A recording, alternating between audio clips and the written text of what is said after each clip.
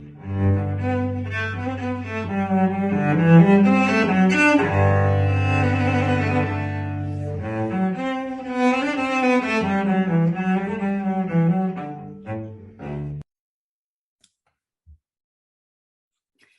am so excited to be here today with Dr. Change Tan and Dr. Rob Stadler, who have written this marvelous book called A Stairway to Life, or The Stairway to Life, about abiogenesis. And I'm very excited to learn from both of them. And I have a little introduction of who they are, because they both have just such an amazing background. But Change Tan received her BS in chemistry from Hunan Normal University, an MS in organic chemistry from Nankai University, and a PhD in biochemistry from the University of Pennsylvania. My husband also went there. Oh. And also completed her postdoctoral training in genetics at Harvard Medical School. So she's currently an associate professor of biological sciences at the University of Missouri, with research interests in genetics, developmental biology, molecular biology, the origin of life, and the origin of biodiversity. She teaches molecular biology, signal transduction, and general biology to graduate and undergraduate students. And Rob Stadler is the author of The Scientific Approach to Evolution, What They Didn't Teach You in Biology. And he received his BS in Biomedical Engineering from Case Western Reserve University, an MS in Electrical Engineering from MIT, and a PhD, wow, in Medical Engineering from the Harvard MIT Division of Health Sciences and Technology. As a scientist in the medical device industry for over 20 years, he has also obtained more than 140 US patents, has been elected Fellow of the American Institute of Medical and Biomedical Engineers, and has contributed to medical devices that are implanted in millions of patients worldwide. I just commend both of you for your long education and your learning, and just your amazing grasp of science and technology. And I'm eager to learn from both of you. And your book, The Stairway to Life, is just an amazing accomplishment. I actually have a picture that I'll share a little bit later of the stairway and what it looks like. But before we get into the details of the book, I was hoping that we could take a few minutes for each of you could talk a little bit about what kind of, what was it about your upbringing or your early education that pushed you into the direction that you went with your life. So maybe we could start with Change. Well, this is a long story, I think. Well, so, just give us a little piece of it. That would be good, because we. Yeah, as you mentioned, I was trained as a chemist in China, and I was an atheist, of course. I became a Christian in 2004 and came to University of Missouri in 2005. So really it's the teaching of molecular biology that led me to the origin of life and the origin of biodiversity. Okay, so in other words, it was what you learned through your education that caused you to take an interest in this. Actually, it's what I'm teaching. Uh-huh. I had never thought about origin of life or origin of biodiversity before I started to teach molecular biology myself. A course actually I had to self-teach because I have never taken molecular biology myself. That's often the way we learn the most, right? When we have to teach something. I told my students that the best way of learning is teaching, and the best way of teaching is to write textbook. Oh. Well, now you're talking to me right where I live, because I've had this book in my head for a long time, but it never gets down on paper because I don't have the discipline to do it. But it would really be a good thing for me to tackle it, I'm sure. So So Rob, what about you? What got you interested in biomedical engineering and electrical engineering? I mean, what a combination. So I guess maybe in some ways biomedical engineering and electrical engineering meet up in some of these robotics things. And well, the body is full of electricity too, so there's a lot of yeah. we can go through some of that. But I always had an interest in engineering, and also an interest in medicine, and I was kind of like straddled between those two. This is back in the late 1980s, and then I discovered there was something called biomedical engineering, which brought my two passions together. And I thought it sounded kind of cool too, just the name. So that seemed like a natural match for me. But I've always been, for me, studying how life works is very motivating, and it's just kind of an experience of, when you find out something in life, how it works, it just opens your eyes. And I'll tell you one story that I was in anatomy class in the medical school, and we were dissecting the face and the muscles of the eye that make the eye move. And there's this one muscle called the superior oblique muscle. This was kind of a moment for me. And this muscle, it comes out of the eye socket. It actually, right in the nose here, there's a pulley up here, and the muscle goes around the pulley, makes a right turn, and then attaches to the eye. So that if you pull the muscle, it goes around the pulley and then rotates the eye like this. Wow. And I saw that, and I was just pulling on that muscle through the pulley, and I'm like, now that's a pretty awesome design. And it's just one example of millions within life where you look at it and you're just stunned by, the design that you see in front of you. And that kind of thing really motivates me. And the deeper I dig into life and you see example after example like that, it's just such a joy to experience it. It's interesting for me is the molecules. Molecules, yeah, even down to the molecules. Yeah, yesterday I was having a conversation with a philosopher about our five senses, which actually we think there's maybe more like 8 senses or maybe more than that, because you add the 5 and then you add proprioception and the vestibular system. And I think there's something about thinking or insight or intuition that's actually a sense, because a sense means that you're touching on something that's actually there. And so I think when we're thinking or we're trying to reach out to the edge of where our knowledge stops, that's a kind of a sense. So anyway, in order to do that, I had to look up some little videos on how sight works and how hearing works, and even just brushing the surface, it's so incredibly complex and beautifully intricate that it just makes you happy to be alive. Okay, so about the book now, The Stairway to Life, what was it that really I'm gonna share screen for just a moment and show this picture so that everybody can see. Can you see the picture now? Mm-hmm. Yeah. Okay, so this is the Stairway to Life, the way it's represented as an illustration in your book. What was it that brought the two of you together, first of all, and then what caused you to tackle the question from this angle? Yeah, maybe you have to talk a little bit about what the main thesis of the book is while you talk about that. Yeah, change was the spark to start this also. Maybe she should. Yeah, this is a long and interesting process. So it started out in 2012 as a part of a textbook, which I'm still working on. So initially, thinking about a molecular biology textbook divided in 2 halves.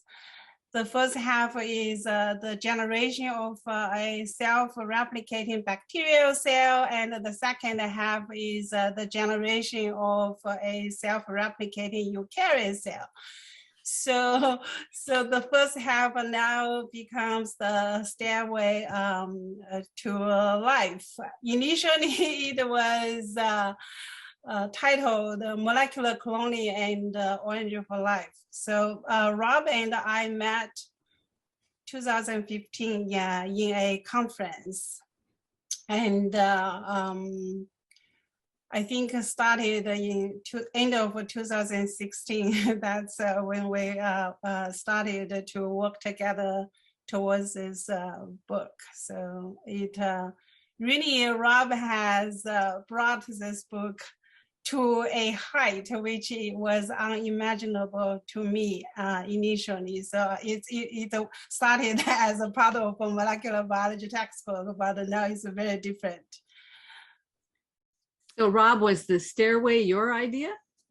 I think we worked it out together. You know, it's simply recognizing that in order to start life, you have to get from basic molecules at the bottom where you just have chemistry going on, and then somehow you've got to get up to biology. And there's this huge kind of Grand Canyon gap between the two. But applying a little bit of engineering there, I said, well, we should list out all the requirements. If you're going to get from here to there, you got this requirement, this requirement, this requirement. And a simple way to organize a book was to say, let's make it a stairway where you have to climb the steps to get to the stairway, to get to the top. But that analogy has a limitation, though, in that it makes it seem almost easy. You know, you take one step at a time, you make progress day by day, and you can get to the top. But that's kind of towards the end of the book, it kind of says, you know, the stairway may not be the best analogy. It's good for organizing and explaining, but the reality is it's more of a cliff, because so many of these steps have to happen simultaneously to get to life, that it's more of a cliff in the end. Well, just thinking of the illustration that you gave of the oblique muscle in the eye that rotates the eye, actually, how much use would an eye be if that oblique muscle wasn't already there, prepared to rotate it? So, yeah. Many pieces have to come together, that's for sure. So one of the things I really admired about the book is that the way that you're rigorously scientific and honest, and you give every benefit of the doubt to every single step, because you say, you know, you show in each step, here's what is required, and yet we're not anywhere near there. We don't have a clue about a lot of these things, and yet you're willing to move on to the next step and say, well, okay, let's take the previous step as a given and just say, okay, I'll give you that one, and then you'll move on to the next one. But it just keeps getting more and more seemingly impossible. Now, I'm sure that a lot of scientists, materialist reductionist scientists, will say to you at that point, well, that's a God of the gaps argument. You're just talking about what's missing, and we'll get there. So let's just take a look at a couple of these things. Well, if I could address that God of the gaps argument for just a second, that the way we wrote the book, we kind of think it's the opposite, actually, in that we're saying here that we've learned enough, we know enough about science, we know enough about life and chemistry and so forth to know where the boundaries are. You know, once you really understand a natural law, you also know what's beyond the boundaries of that natural law. Like we know that perpetual motion machines are beyond the boundaries of natural laws. And so by learning so much about life, we know where the boundaries are, and we can say, now we know what's beyond that. So it's not God of the gaps saying, we don't know what happened, so God must have done it. We're saying we know pretty well what life requires, and we know natural processes just don't do that. So we know enough to know better, which is the opposite, I think. Well, so before we started talking, you mentioned that when you think about natural processes and then you think about life, you actually have to start thinking that there's something about life that is not natural. Would you guys like to explore that a little bit? Yeah, and that's one of the main themes of the book, I think, is that there are so many facets of what we find in life when you start looking into what is life and how does it work. There's so many facets that we know are very against what natural laws and natural processes produce. And there's dozens of them. Just to give one simple example, and Change, you can pick your favorite too, is we know that almost all biological molecules have a property called chirality, where the molecule can come in a left-handed version and a right-handed version. And whenever you take a chemical in the laboratory and you try to produce a molecule like that, you always get a 50-50 mixture, 50% left, 50% right every time. It's kind of a law that it's just the way it comes out. That's a natural process. That's what natural processes do.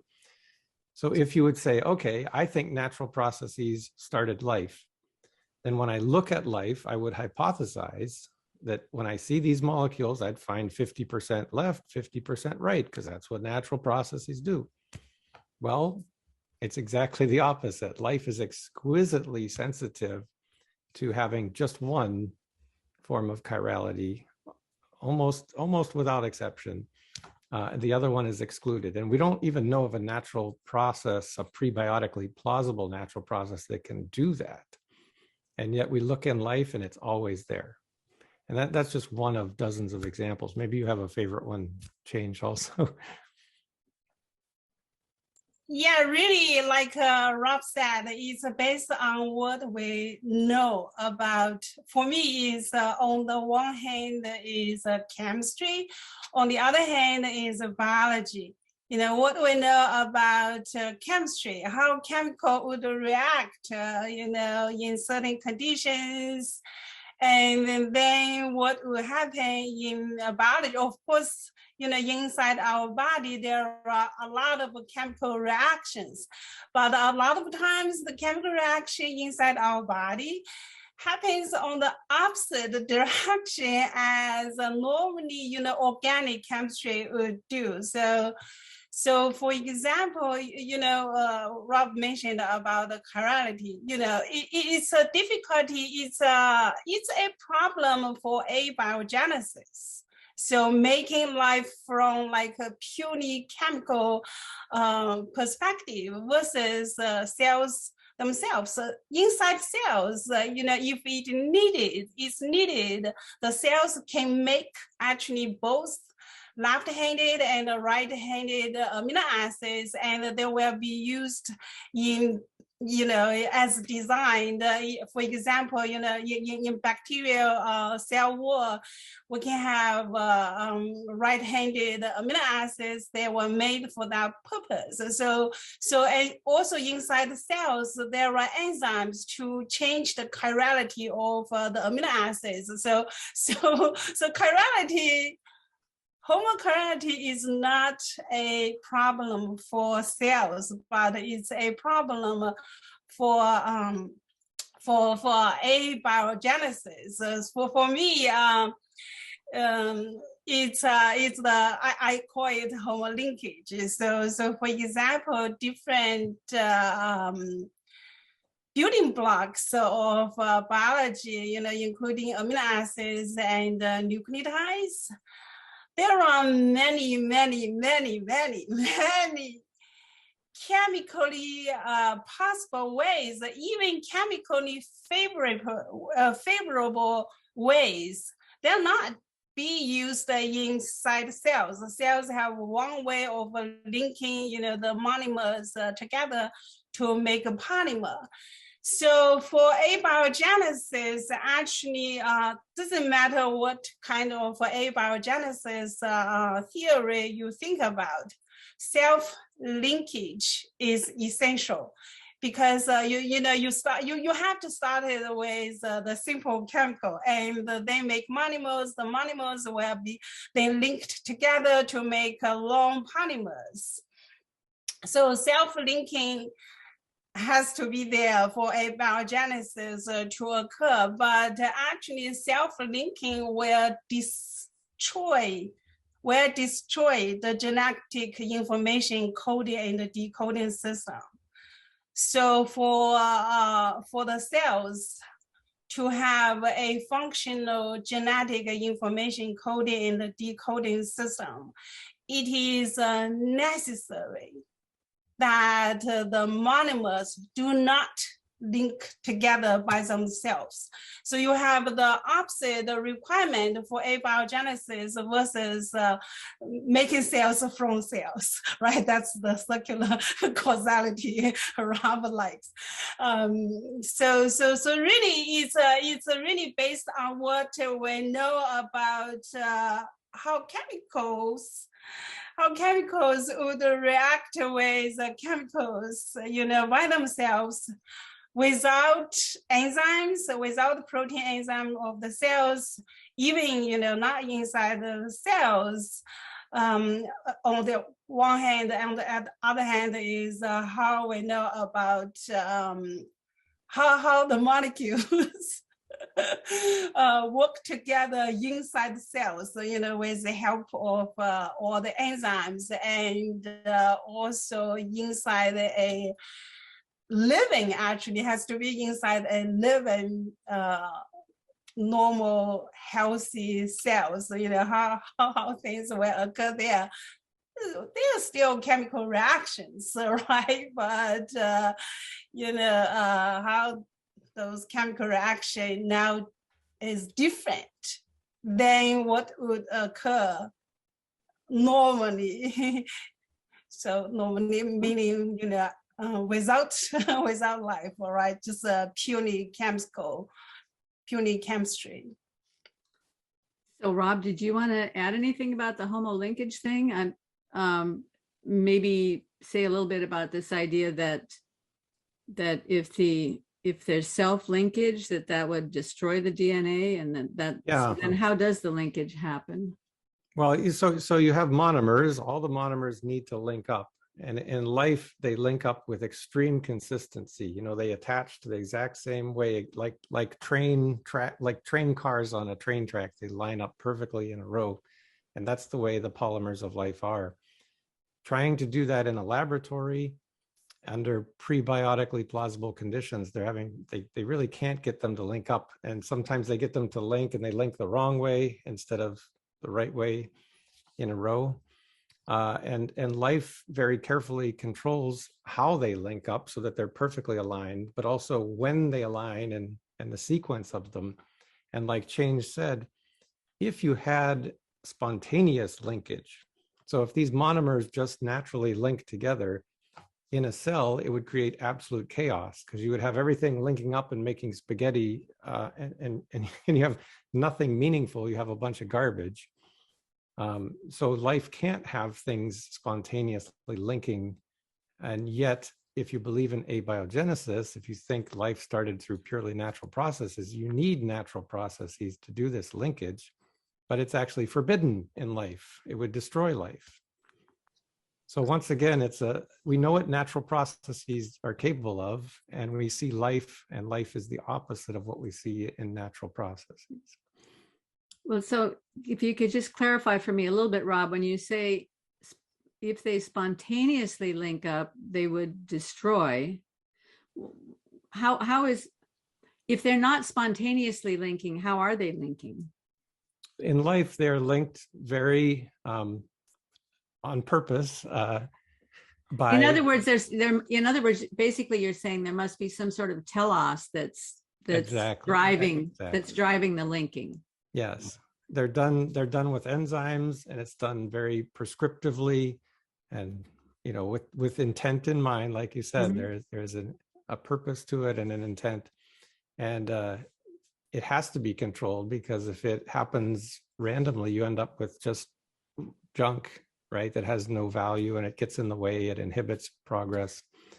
In fact, cells get into big trouble if they have stuff linking up that they can't get rid of. I mean, that's what Alzheimer's and amyloid, these kind of diseases that kill us, are when stuff mm-hmm. is linking that you don't want that. Mm-hmm. Okay, I got it. Okay, so that's chirality. What about this thing that you talk about called the paradox of water? Yeah, that's another challenge that involves this linkage as well, because when you have amino acids linking together to make a protein, or you have nucleotides linking together to make RNA or DNA, every one of those links, when you establish the link, it kicks out a molecule of water. It's a condensation reaction. And those reactions in life happen in water. But because of Le Chatelier's principle, this is a little technical detail of chemistry, but a molecule, a reaction that produces water, when it comes together, it produces water, will be unfavorable to happen in water. If you're in water, it's going to push it the other way. It's going to make them break apart. So it absorbs water to break them apart. That's what's naturally going to happen. But in life, we see the opposite. So there's a paradox of water, that life has to exist in water, but we can't make polymers come together in water because the opposite is natural. That's a paradox. That's just one of many, many such things like that we can go through. Wow. Well, so I noticed you used a term there. Somebody's name is this paradox, but there's another one in the RNA world hypothesis where you talk about Spiegelman's monster and the Spiegelman problem. I thought that was pretty fascinating. So would you guys like to talk about that one? Yeah, sure. So Saul Spiegelman back in 1960 was able to, outside of living things in a test tube, basically make RNA replicate. So in order to have life, one thing everybody will agree on is you have to have replication or reproduction, right? That's essential for life. And so he was able to take RNA, put it in a test tube, and now he's got 2 copies of it, and 4 copies, and 8 copies, and 16, and it replicated itself.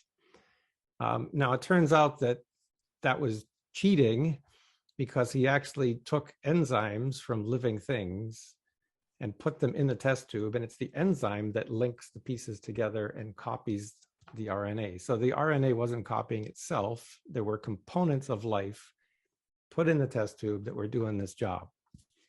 So that's one problem with what he did. The second problem with what he did is, as you replicate and replicate things, it turns out that, this is just common sense, I guess, but shorter polymers are going to replicate faster than the longer ones.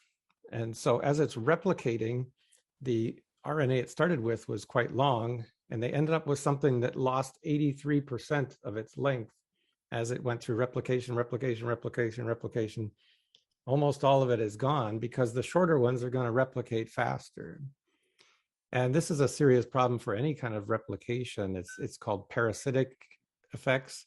You could have a tiny molecule come in and get replicated and just sort of take up all the resources to replicate itself, almost like a cancer parasite. And that will keep the replication of what you want to replicate, the big molecule. It will ruin that, because the process will get caught up replicating these tiny little things.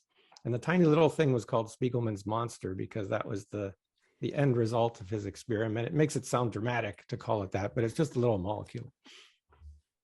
So once again, we see, in other words, as it begins to replicate, it sort of the I guess you would call it the evolutionary process or whatever, is favoring the shorter. Exactly. Because they replicate faster, so then they reproduce faster and combine faster, and then you get more and more of them. They take over. Exactly. It just dominates the process. So once again, we see natural processes tending towards something that life is the opposite. It's a continuing story. So you talk quite a bit about DNA in the book, which is always fascinating. And one of the things that you mentioned that I thought was pretty cool is this idea that there's a proofreading mechanism that protects the DNA. Yeah, I think many people aren't aware of that right now, your DNA is falling apart every day, every minute. And it could be from UV radiation. It could be the food that you ate, radiation, all these things. Even just sitting in water makes DNA fall apart. And so how can you stay alive? Well, you have to have built-in repair mechanisms, and your body has more than a dozen complex enzymatic repair mechanisms that identify a problem and then repair it.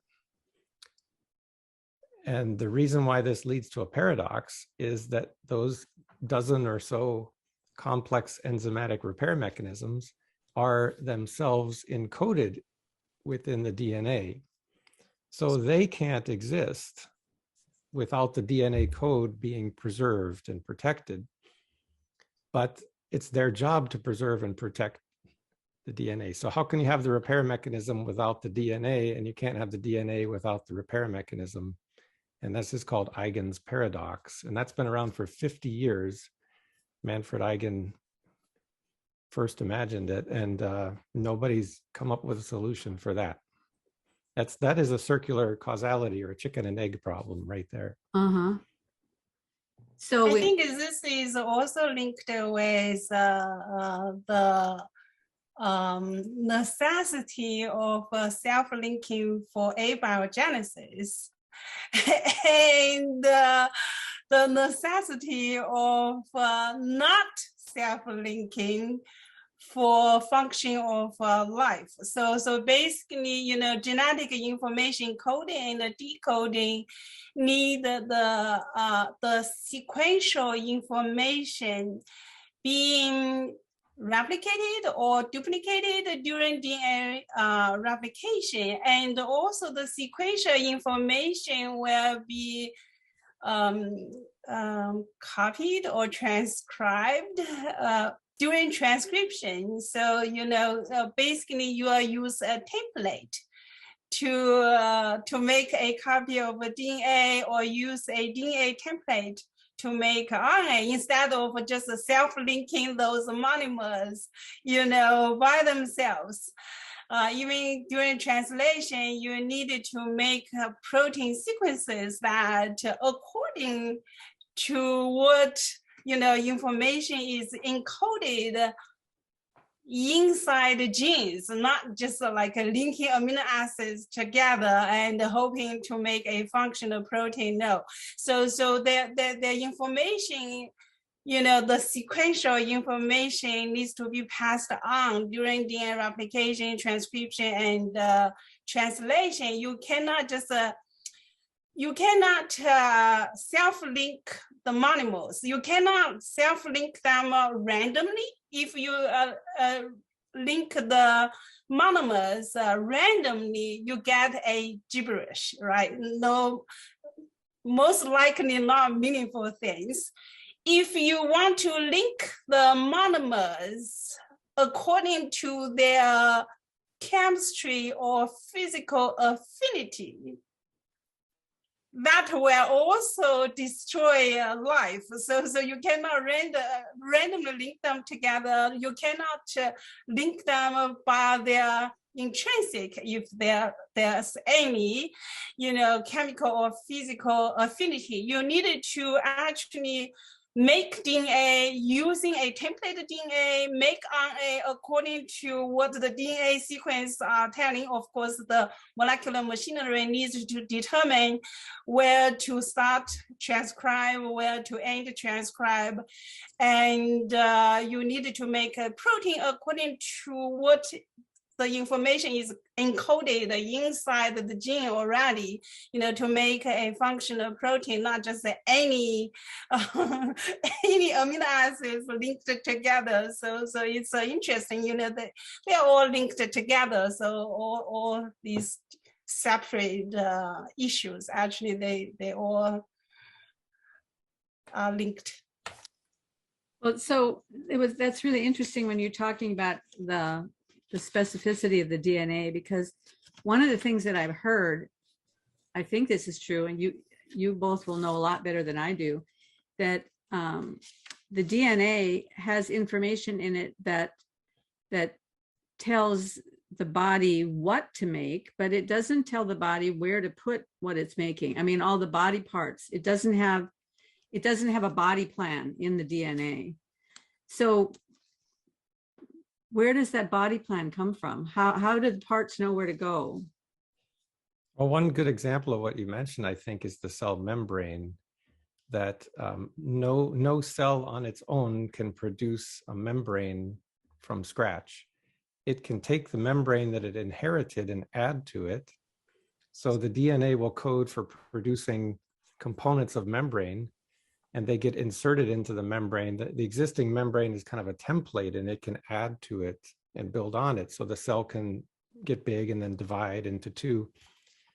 But the cell, the DNA on its own really has, it can't produce the membrane on its own. I like the quote that Change had, which is, if you take DNA and nothing else, you end up with nothing. DNA plus 0 equals 0, because DNA on its own really can't accomplish anything. So there's That's information James in there. Shapiro's quote, not mine. Yeah, It's Jim his Shapiro. words, not mine.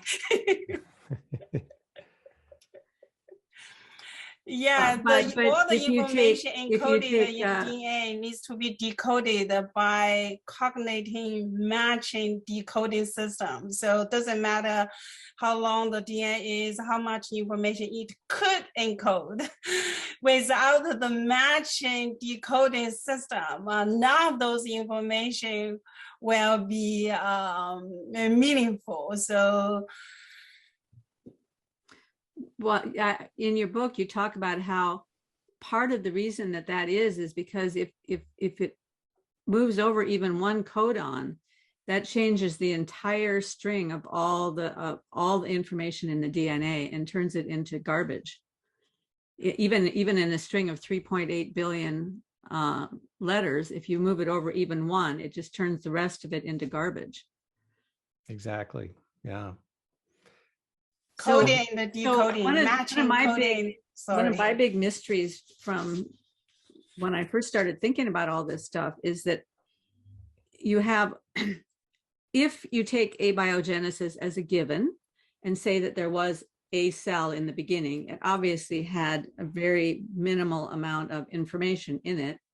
And yet now in a human cell or in some other cells, there's even more, but we have 3.8 billion base pairs or 3.8 billion bits or whatever. Yeah. I don't know, 3.8 billion something's in there. And so where did all that extra information come from if you're just strictly looking at it as an evolutionary process? And in fact, I think that the first cell, this hypothetical very first cell, actually wasn't or couldn't be that simple. You know, we have a lot of effort going on today, a lot from Craig Venter's group, to try to sort of dumb down the simplest of life and make it as simple as you possibly can. And they're hitting a boundary, a barrier somewhere along the lines of 490 genes, which is about 500,000 base pairs of DNA. And they actually, in recent papers, they went a little too far. They went down to 474 genes, and it was just barely alive. They had trouble getting the thing to reproduce. And so they backed up a little bit and went back to 493 genes. So somewhere in here is the boundary of the most simple life you can have. And it's something like 500,000 base pairs of DNA and more than 400 genes. So well, let's go back just there for a second, because you made it sound as though Craig Venter's group actually was able to produce life in a test tube, but there's actually something more to that story, right? Yeah, Maybe this is better clean that up a little bit. 2010. This is kind of the backdrop or the intro to the book, is 2010 when Craig Venter's group claimed that they had created the first life whose parent was a computer. And it made very broad, strong claims like that, which shook up the scientific community and all that. And people were saying, okay, if we can make life ourselves in a laboratory, then it shouldn't be too hard for primitive Earth to have made life. And that's what led a lot of people to think that, based on those strong claims.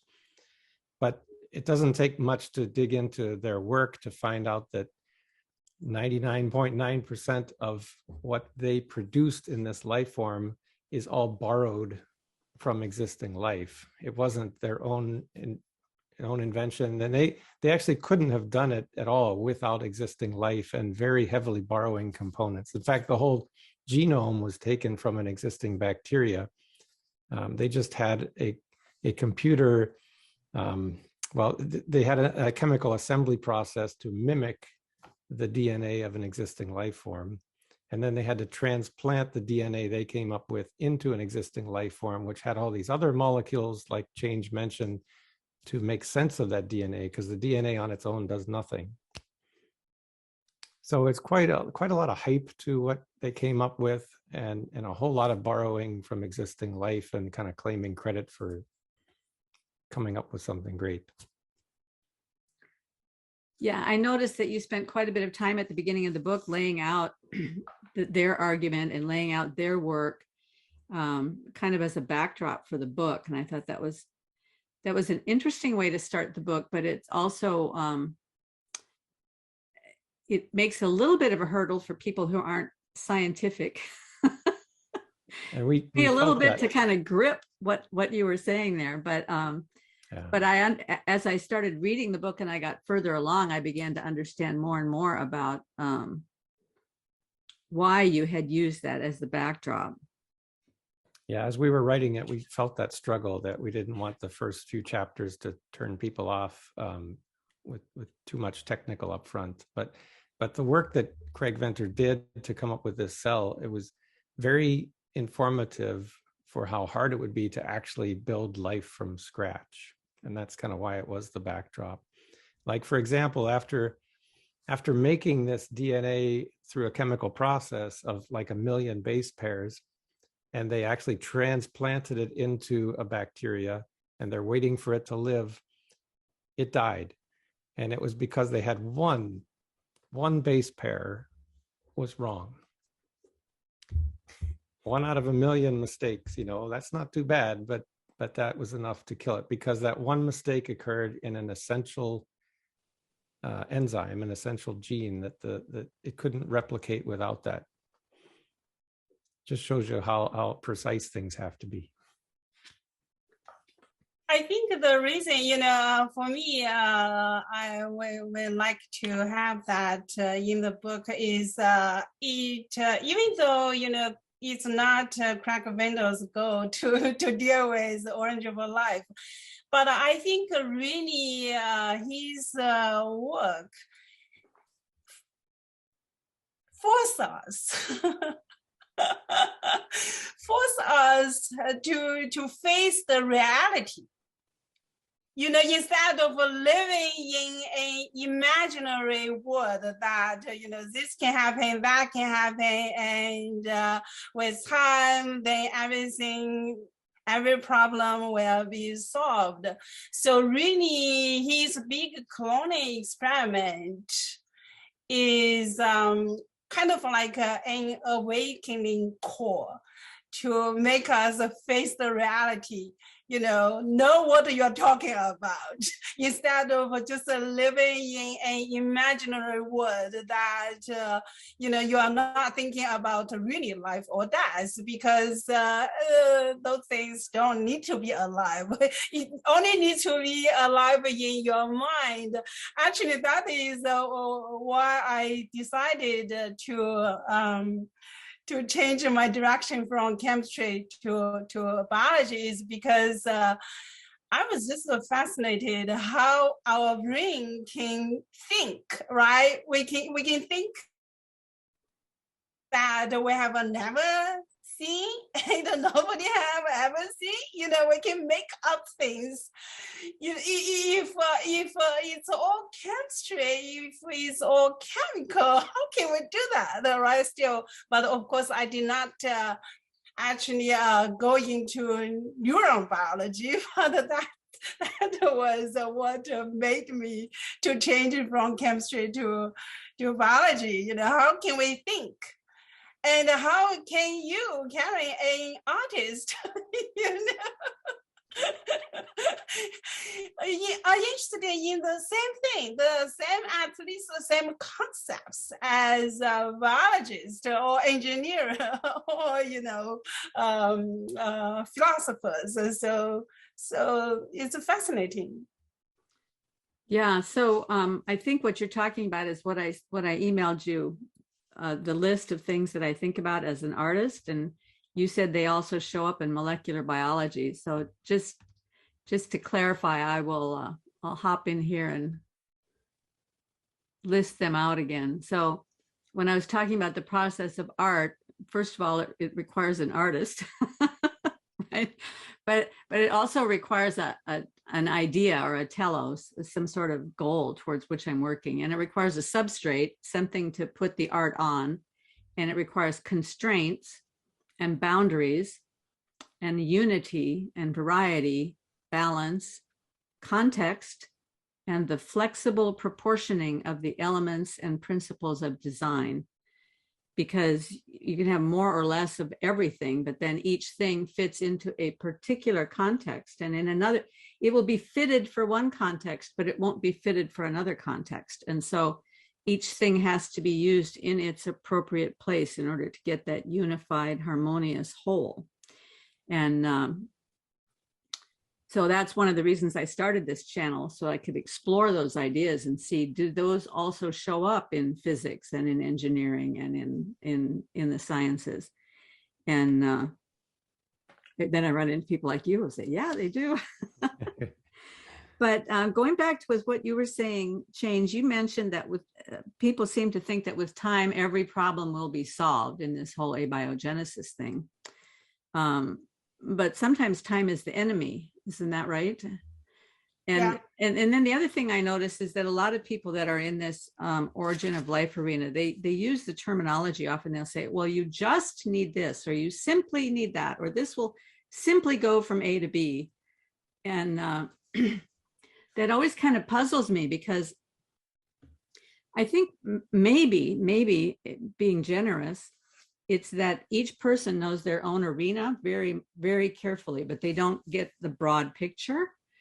To me, what's so interesting about the two of you collaborating is that you span a broad spectrum of thought. If you're going all the way from electrical engineering through physics, through chemistry and biology, and right all the way down to molecular biology. So you have kind of a big picture where you can look at these very significant problems from the big scale, and it gives you more of a kind of a panoramic view, I think. Well, to touch upon what you said, that time can be your worst enemy sometimes. I think since the book has come out, of course, we've had COVID, and having the COVID vaccines come out has been, I think, very eye-opening to the world, because people who work with RNA, and you know, the COVID vaccine is made out of RNA. People who work with RNA know how fragile it is. And so you have these vaccines where they can't even be at room temperature for like 6 hours, or else you have to throw it out. That's how fragile the RNA is. And yet we're all trained in biology class of something called the RNA hypothesis, RNA world hypothesis, that life, the chemistry progressed toward life through being all based on RNA for a while. And that believes that you've got these RNA molecules that replicate themselves, which has never been shown. And they do that for millions of years and get more and more complicated over time. Well, the reality is they can't even sit at room temperature for 4 or 5 hours and they fall apart. And they can't handle any kind of basic, pH. If the pH gets basic, they'll just destroy themselves. They fall apart. They can't be sitting in water. They fall apart. So the reality that we are very aware of now with the vaccines is so distant from what we're taught in schools that it's kind of shocking. And that's one of the things that motivated me to write this book, is I hear so much in media that is misleading. And we're all taught it. Well, do you begin to, so since the book was written, what kind of reception has it had? And is it being read by people within the materialist reductionist camp? I don't want to, one of the things, my friend Glenn, the physicist, who gave me some ideas for questions to ask you too, one of the things he talks about is a little cartoon that he loves of when you think about the difference between people of science and people of faith. It's like there's two little boxes on stage, and there's somebody in each box, and they pop their little heads up out of the box, and then the thought bubble above each head is, you first, I'll come out of my box if you'll come out of your box, because at some point the two need to start talking to each other, right? So, but when you write a book like this, has it hampered the reception of your book, the fact that you're coming at it from a standpoint of saying that possibly there is a need for telos in this issue of origin of life? Yeah, absolutely. You can see that in some of the book reviews on Amazon, and I see it often in comments, is as soon as they realize you're pointing to telos, as soon as they just block it right out of there. It's just, that is not on the table. And this is what I encounter so often. And and some of it is born from what is called methodological naturalism. And that's an approach to science where you say that science can only address natural causes. So you constrain science to say science can only deal with natural causes. In my research, I do heart failure research. And certainly when I'm looking for ways to fix heart failure, I'm only thinking of natural causes as a scientist. And so this methodological naturalism has been very helpful in science. But when you block everything else out as being off the table, we cannot consider it, you have to realize that you might be blocking the truth.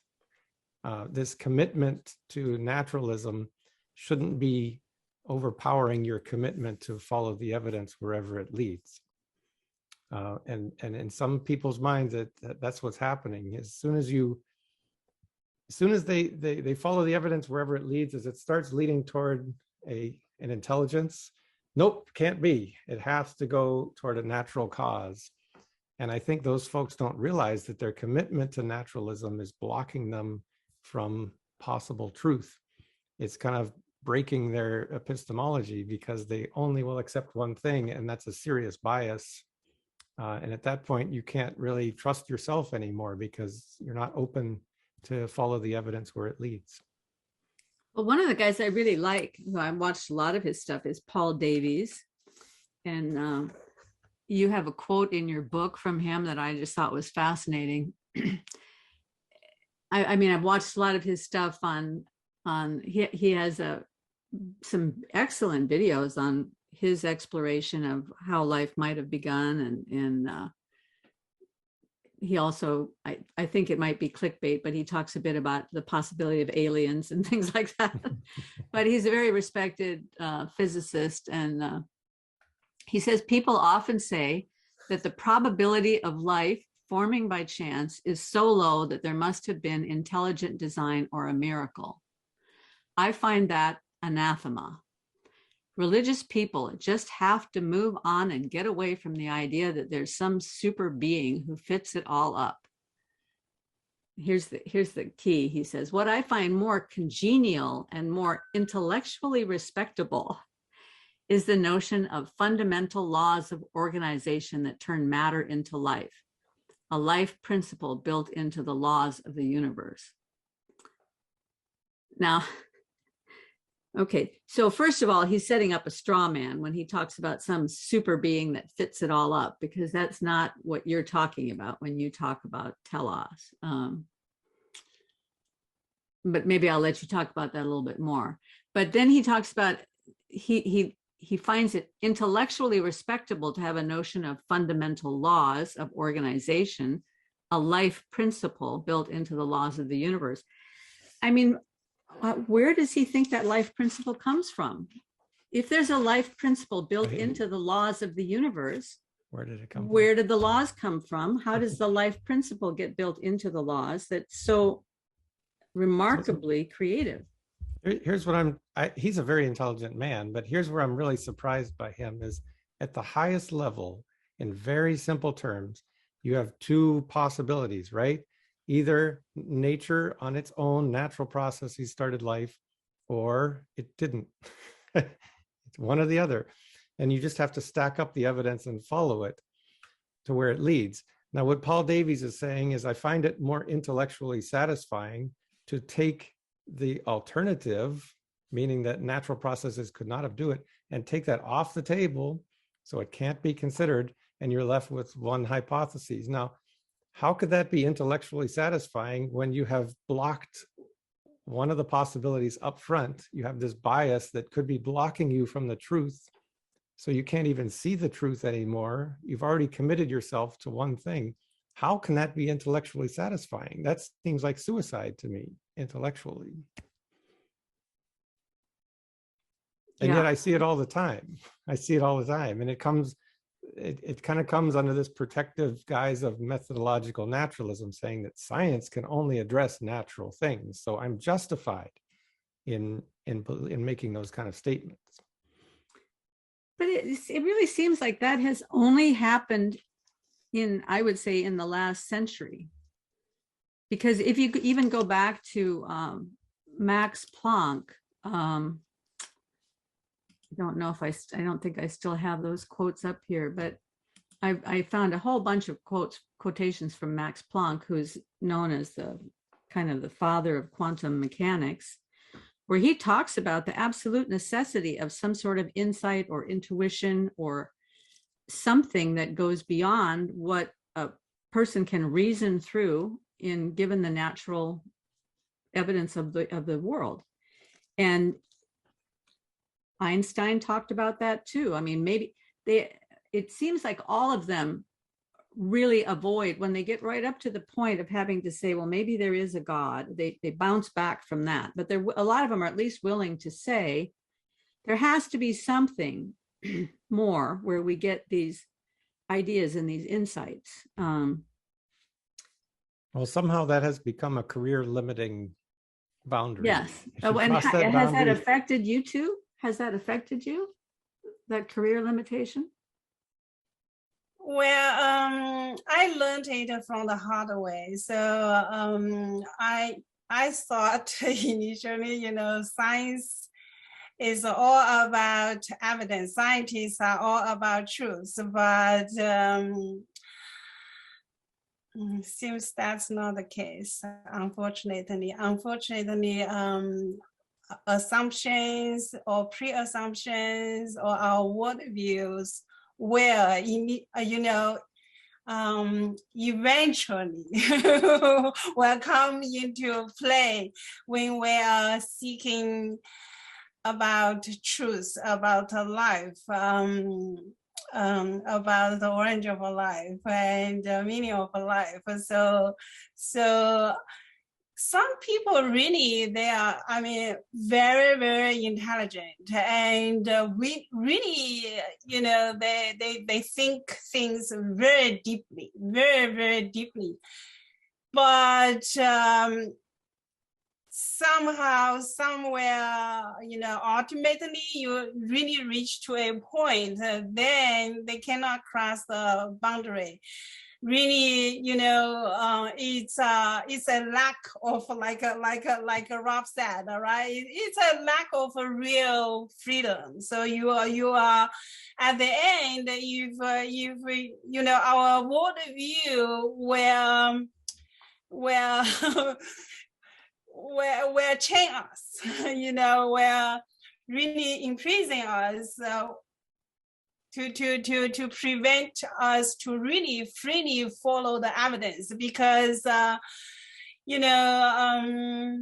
because we're not willing to face the logical conclusion. If you are not willing to accept the logical conclusion, the only way you can do is to either deny the evidence or deny the reasoning, or you just want to ignore it, because you cannot face the logical, or you cannot accept the logical conclusion based on the evidence available and based on our logic reasoning, right? It's sad. I was like that. I used to be like that before, because I was always open-minded to science. Whatever my professors or teachers told me, I would accept them. Either I understood it or not. But when I was introduced about Jesus, about God, immediately without thinking, said, no, impossible. There's no God, no creator. So really without thinking, without reasoning, and then I will say, no, that's impossible. Because we knew better. Okay, you guys are fooled. You are deceived. You are fooled. You're deceived. We know better. We know there's no God. We know there's no creator. So I used to be like that, right? It's by God's grace I was freed. Yeah. Well, so do you think that this kind of wall that people hit when they come up against that, do you think that's actually preventing discoveries that might otherwise be there that could benefit all of us?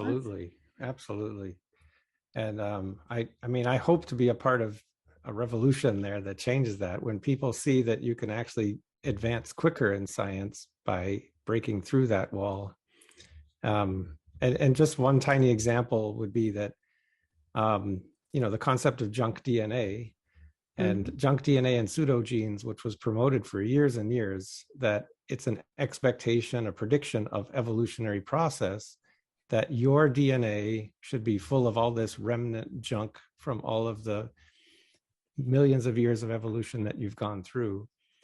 And now we're finding that there really isn't junk DNA, that it all has a purpose. And that's exactly what you would have predicted if you had a designer up front, right? Designers don't produce a bunch of junk hanging around.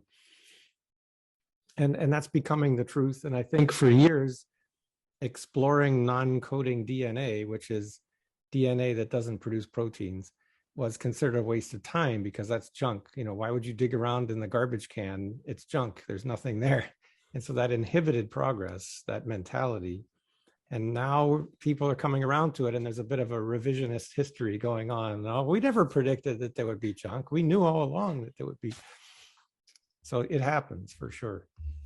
Yeah, the revisionist history is just, that's fascinating on so many levels, because I'm old enough to remember when they talked about junk DNA. So now they can't tell me that they never said that, because I can remember. But when my generation is gone and nobody remembers, and that's the problem. And they're rewriting all the books and they're rewriting all the news, and it's all going down the memory hole on the internet. And that's one of the things that bothers me a little bit about Kindle and these other digital books, is that they can actually go in and revise the book even after you have it on your computer, and you don't know that they've done the revision. Wow. And,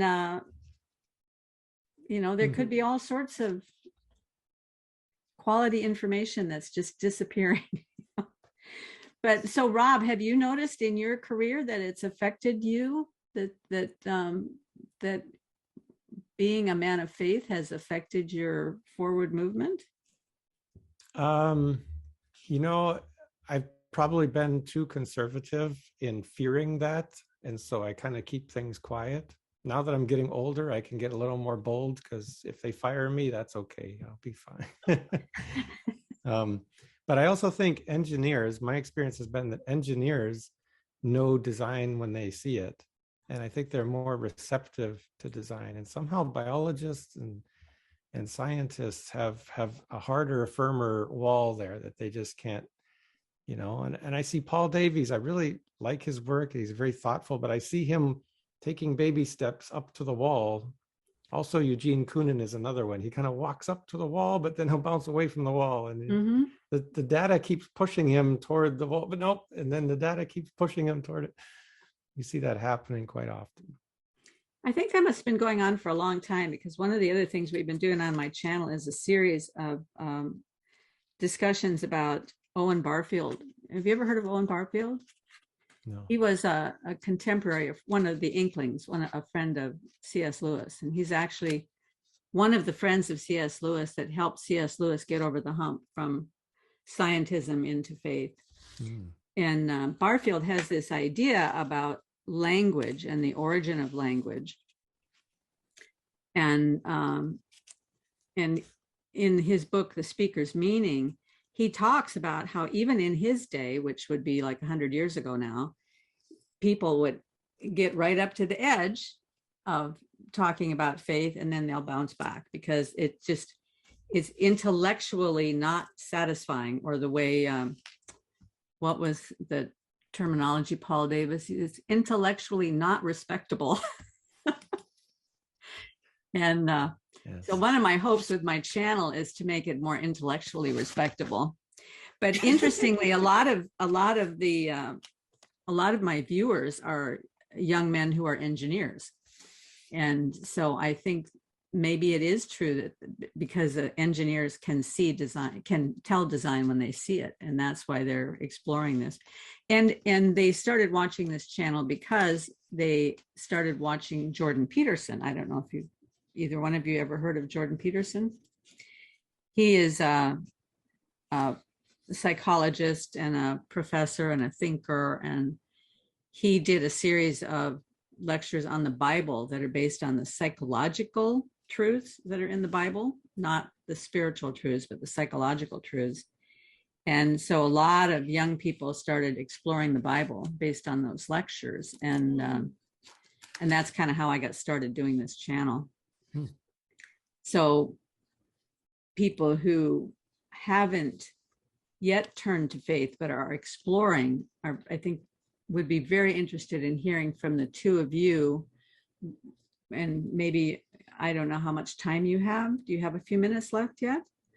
Where you could talk about your walk of faith and what it's like to be a scientist in the faith community, and what it's like to be a person of faith in the science community, because I'm sure that you run into bumps in both arenas. You want to go first, Jane? Yeah, I think we're just because you mentioned about human language just a couple of minutes ago, and it's just amazing. It's amazing. All the animals. I mean, like if you're the same kind of a birds, you sing the same songs, right? And the dogs in China, you know, they have never been in US. You can bring the Chinese dogs to US, and the dogs in America and the dogs from China will immediately understand each other, and they can communicate, talk the same language. But humans, no. Chinese and English are very different. Without the pain of learning the other language, we could not understand each other. Actually, in my hometown, I came from a remote country in the south part of China, and different villages, very close by villages, like half a mile away. We speak in different languages, right? I'm from Hunan province. So Guangzhou is the province next door, and I cannot understand their language at all, even up to today, unless they speak in Mandarin, right? That's the standard of Chinese language. So human being, you know, we all look like this. I mean, human beings seems if we are a higher animal, we are the only animal that look so much alike and speak in totally, you know, different language, cannot communicate with each other, but the animals do not have that trouble. For me, I think as a Christian, seems is not such a big deal you know, in the scientific world. You can be a Christian, that's okay. However, you cannot against evolution. You know, you can talk about your Jesus as long as you agree with me that life came from no life, complicated life from simple life. Then well, okay, we can be scientists together. We can work in the same lab. But when you started to question the popular idea of, you know, whether life did come from no life, whether eukaryotes are actually evolved from bacteria, then you are not welcomed. Actually, not only you are not welcomed, you are stupid, you are not scientific. that was what I have learned with pain. Well, I think it's so much writing harder this book was an act of courage then, because this book like puts it out there. Well, the beauty of the book is you don't get there until the very end of the book. I mean, it's possible to read the whole book pretty much, I think, without too many roadblocks if you're a scientific materialist. But when you get to the end of the book, you do put that alternative out there.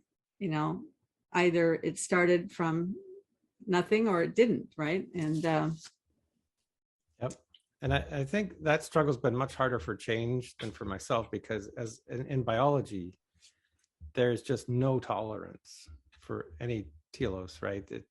That is very strong. Whereas where I'm at, I haven't had that kind of problem. I mean, here I am trying to cure heart failure or something, and of course I'm looking for natural causes of heart failure and ways of fixing it, and it's just, I don't feel that conflict on a daily basis, because where the heart came from, how the heart evolved is just not it's just not on the table. It doesn't, nobody cares. We're just trying to fix the problem it has, right? But as a Christian, I don't perceive any conflict between what I see in science and my faith. I think they actually enhance each other. And to me, the conflict that people raise between science and faith, for me, it comes from a kind of an abuse of the science. And that actually goes back to the first book I wrote, which talks about different levels of confidence in evidence. And I don't want to get off the topic and do that. Maybe that's a topic for another day. But oh, if you'd be willing to come back again, I would be so happy. Yeah, well, you have to read the other book first. Yes, I'll have to read the first book too. I will. Yeah, I think that's very rarely talked about, but different kinds of evidence gives you different kind of confidence, levels of confidence. And I think when that's appreciated, then all the conflict goes away in my mind. And the conflict that we see in media all the time and between faith and science, to me, is kind of artificially produced by not following good science, actually. Well, so I'm going to jump in here with I don't know if this is a question you're willing to answer, but I'll give it a try anyway. So with the issue of evolution, there's more than just two choices. There's a whole range of choices. You could have a choice that God set the ball rolling somehow, and then once there was that first cell, then from that we move on upward. You could have the choice of it's all natural, it just starts from accident and we're just random processes. You can have the choice that there is evolution within species, but at some point God intervened and differentiated the species, which I have a question about that one.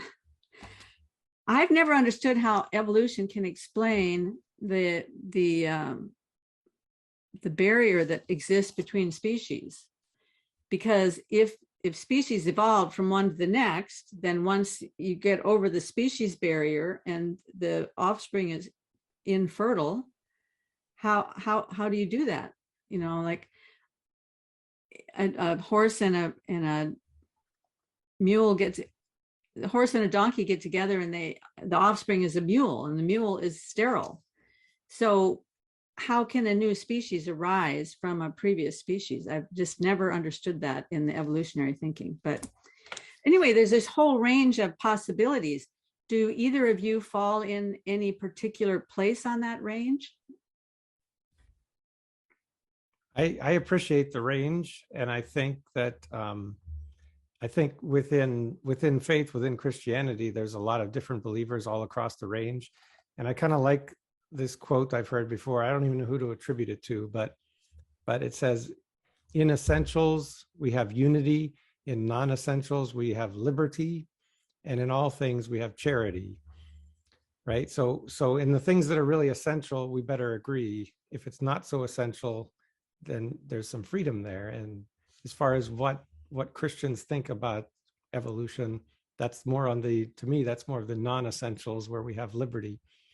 And I say that in front of answering your question because I see so much fighting and I agree. and anger, and it causes so much emotion. And I just want to put that aside for a minute because well, and I want to say, I'm not asking that question. I'm not asking it as a gotcha or as a right.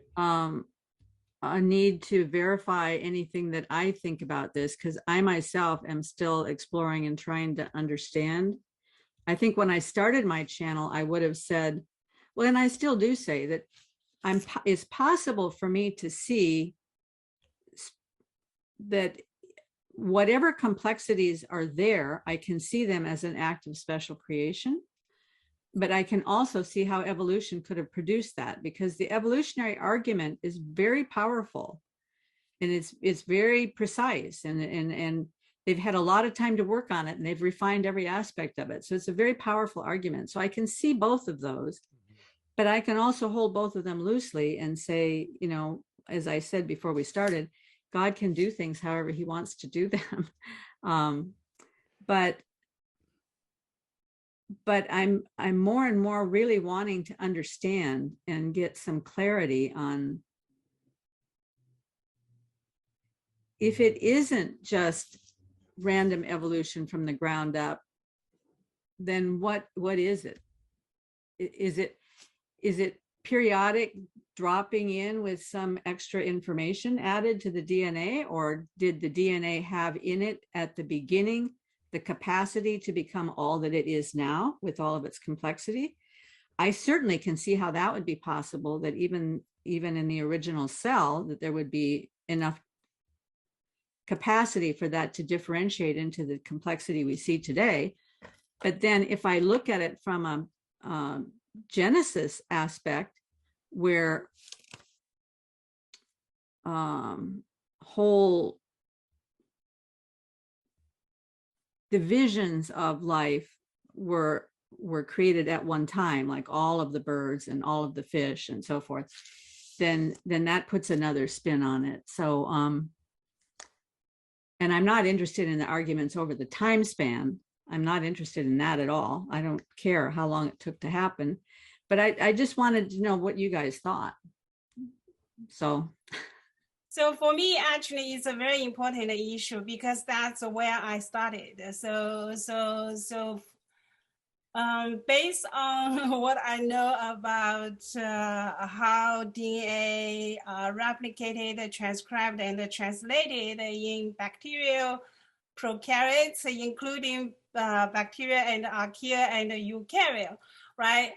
When you look at the molecular details, the genes involved in DNA replication, transcription, translation, among the three domains of life, each of them have their own unique ways. So the genes used for bacteria and the genes used for eukarya are mostly unrelated in sequence. But the sequential information coding and decoding, is important for genetic information propagation, or from one generation passing to another generation. So when I saw that the vast majority of genes involved in bacterial and eukaryote DNA replication, transcription, and translation are mostly unrelated, I started to question, how could eukaryotes being evolved from bacteria or archaea, they're using so many unique genes to do the essential things for life. And also the vast majority of essential genes. So essential genes are genes that an organism cannot survive or reproduce without it. So most of the bacterial essential genes are bacterial specific, and the vast majority of eukaryote essential genes are eukaryote specific. That suggests to me that it's impossible for bacteria and eukaryote have shared a common ancestor. And when you then, zoom in different bacteria and different eukaryotes, you'll see also that there are seems unbridgeable gaps among different bacteria and among different eukaryotes that seems to suggest that they could not have shared a common ancestor. So from my perspective, from my knowledge of genes and genomes, I think it's more reasonable to conclude that different life forms on Earth, they are represented with a forest of life, not one big evolutionary tree of life. So that's my view. I think that's my thinking about actually my working model. Mm-hmm. My working model of the biodiversity, different life forms, the relationship of different life forms is that there are similarities among different life, very deep similarities, but there are also discontinuities among life. The third thing is that there are modularity. So life is modular, and different life forms or different organisms can share, one or multiple modules. So the three pillars of biodiversity is similarity, discontinuity, and modularity. So you whatever organism you have, you analyze and compare that organism with other organisms, you will see three of them. You will see similarity, you will see discontinuity, and you will see modularity. So that is my working model. I really like that picture of the forest of life.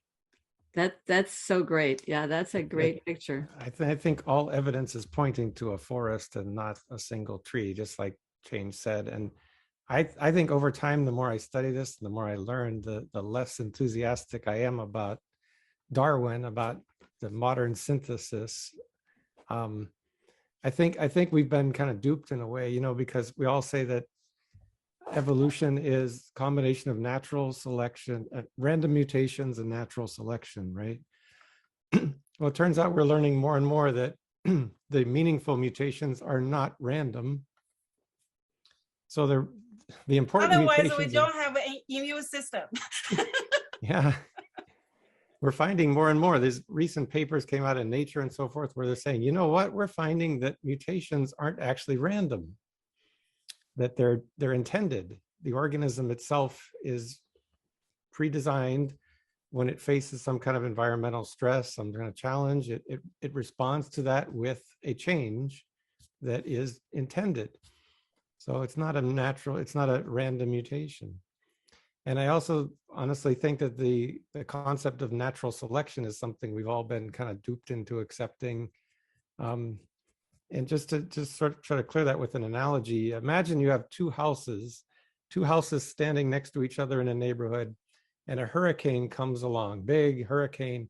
One of the houses is completely wiped off the face of the earth. The other house is standing there looking as good as ever. Would you say that nature selected house number one to survive and house number two to die?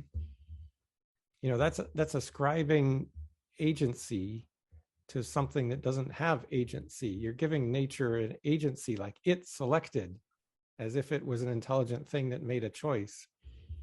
I would say no. I would say this house was designed better to be able to survive the storm. This house was not made so well or designed so well.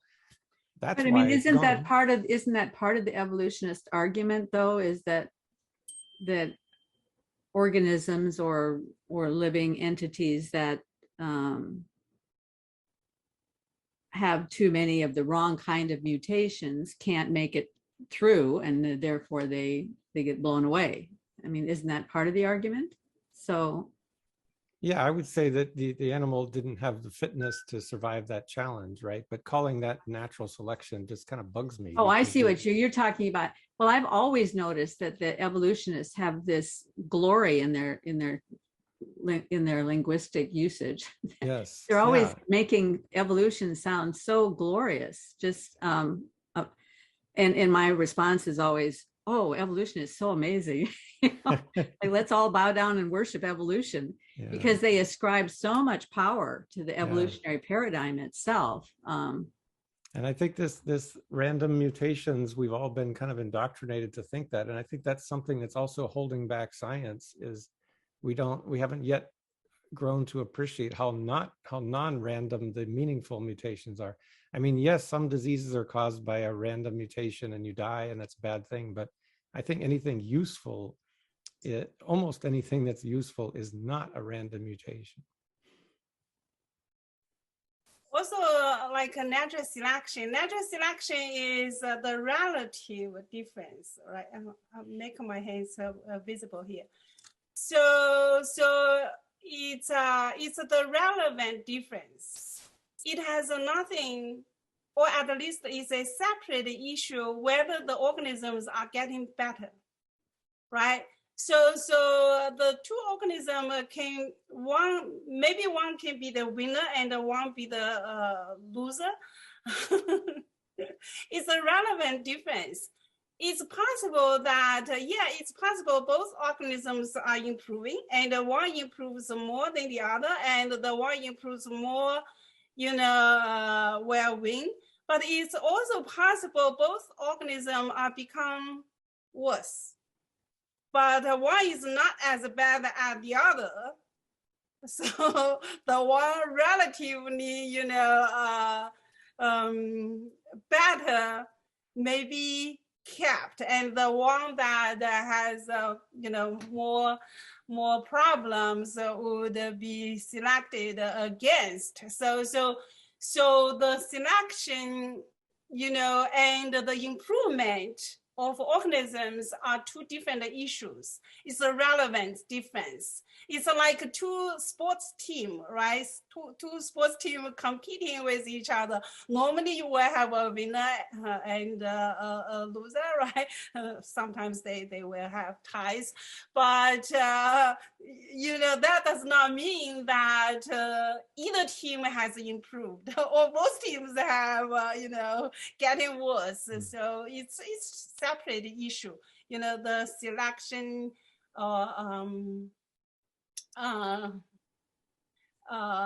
differentiated surviving of one species is different from whether the species actually has improved.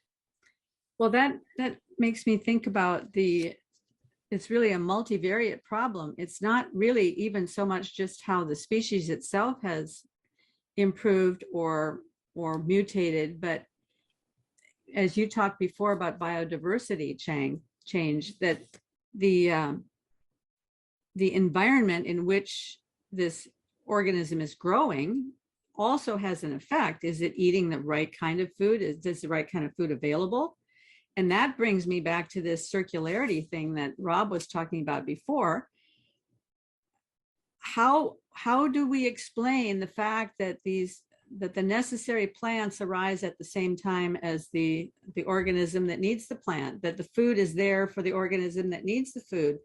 I never hear anybody talk about that. And I also never hear anybody talk about why flowers need to be so beautiful.